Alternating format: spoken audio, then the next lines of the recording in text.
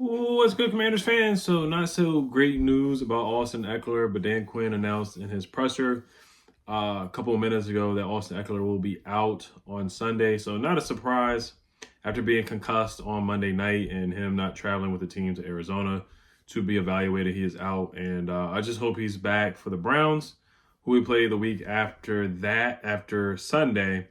So, we'll see what happens with that. But like I said, speedy recovery, I hope, for Austin Ekeler. And we know how concussions can go. It can be really tricky and really dicey with concussions. We've seen that in the past. I know it's a different training staff and different regime, but we've seen guys across the league be out with concussions for a long time, like Jordan Reed. And remember one time Vernon Davis was out for like the whole year after one game. It was crazy. Knock on wood. I don't want to speak anything like that into existence, but they definitely have to be cautious with the situation. And Austin Ekeler is a dog, man. Like he surprised me. I didn't think he was going to be, as good as he was these first three. I'm not even going to say I didn't think he was going to be this good, but I didn't expect him to have, the kick returning skills or that impactful in the kick return game like he was against the Bengals and really the Giants game where that should have been a touchdown, but they called a penalty or a hold or whatever. And then just how explosive he was through the first three games. I talked about in my previous video where it looked like he had a backpack on his back when he was running against the Packers in that one game where he was with the Chargers, where he should have had a touchdown, but the high ankle sprain and the lower body injuries that he had last year, he just really wasn't himself. And he looked super explosive. He was bouncing off people, making people miss, making a sideline college offense throw or play and turning that into a 30-yard play or a 15-yard play. So Austin Ekeler was a big part of the offense. So hopefully for a speedy recovery. Hopefully, like I said, hopefully he's back for the Browns game. If not the Browns game, we'd play the Ravens on the 13th. And if not the Ravens game, then the Panthers game on October 20th, which is actually going to be a tougher game now because Andy Dalton is the starting quarterback. But and also Cleveland Farrell is out. Austin Ekeler, so through 3 games, or 2.5 games really, because he really only played like that half and a little bit after that. Austin Ekeler had 22 touches for 204 yards, 9 yards per touch, and he went for almost 60 yards in the game against Cincinnati. He had a touchdown in that game as well, and averaged over 11 yards per touch.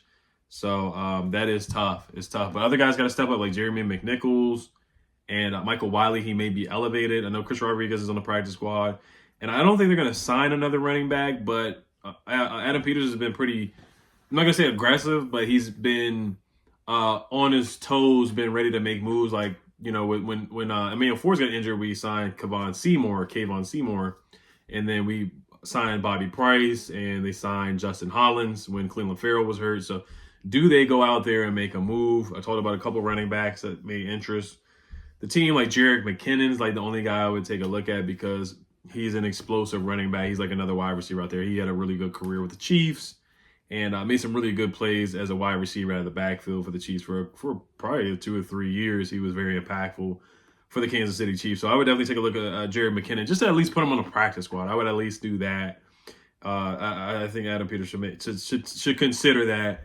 And I know Eno Benjamin, he went to Arizona State, if I'm not mistaken. He's a free agent running back out there. But I think the guys that we got already are fine. We have Michael Wiley and Jeremy McNichols, who had a really good block in the game against the Bengals on the touchdown throw from Jaden Daniels. He had a really good block on a linebacker for the Bengals. And then Cleveland Farrell's going to be out. So we brought in Justin Hollins. We signed him. So I don't think they're going to make any moves for a defensive end. I know a lot of people want Hassan Reddick, but I don't think Adam Peters is going to make that move this year.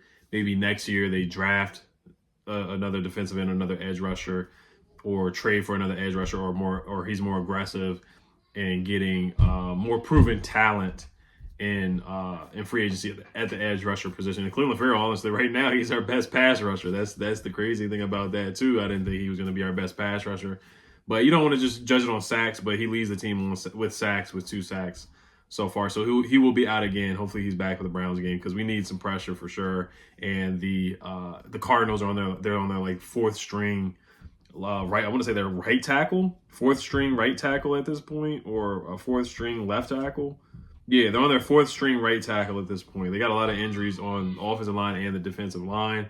And yeah, that's about it, guys. I got the live stream going on tonight at 7:45, around 7:45, 8ish. tonight, but I just wanted to update you guys with that news there. And also, I don't want to forget about Emmanuel Forbes. Emmanuel Forbes is trending to come back this week, so not really going to say that's good or bad news, but hey, I'm just optimistic that he will improve. This is a week where they have Marvin Harrison. They got Greg Dortch. Trey McBride actually is trending not to play this week. So maybe this could be a bounce back game for Emmanuel Forbes. I would not put him on Marvin Harrison at any point this game.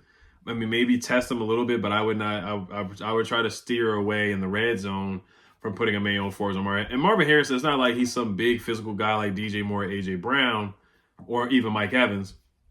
But I just wouldn't put Emmanuel Forbes on a wide receiver one at this point. But Michael Davis was so bad to the point where Emmanuel, it was like, oh my gosh, I mean, I'd rather see Emmanuel Forbes out there than Michael Davis, because Emmanuel Forbes actually, I feel like he actually tackles a little bit better than Michael Davis. That's how bad Michael Davis was. But Dan Quinn said in the presser, he said he expected Emmanuel Forbes to be ready to go this Sunday. So, all right, you guys let me know what you guys think, as always. And I'll see you guys tonight. Hell to Commanders. Peace.